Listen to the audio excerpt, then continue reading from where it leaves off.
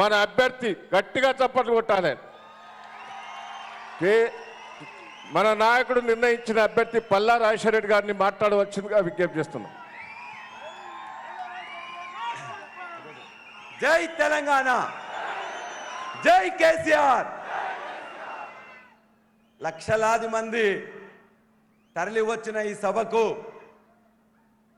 విచ్చేసిన మన తెలంగాణ సాధకులు, మూడోసారి ముఖ్యమంత్రిగా మీ అందరి ఆశీర్వాదం పొందబోతున్న కల్వకుంట్ల చంద్రశేఖరరావు గారికి ముందుగా ధన్యవాదాలు.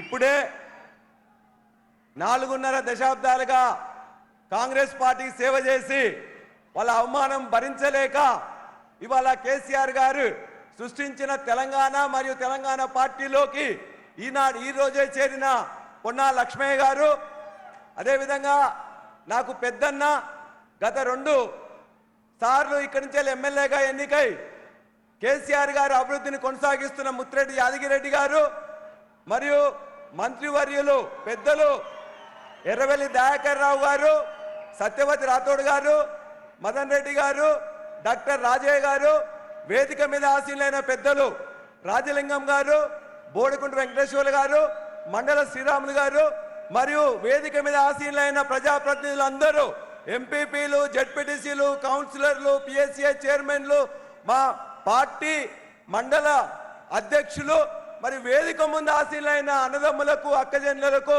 శిరస్సు వంచి నేను పాదాభివందనం చేస్తా ఉన్నాను.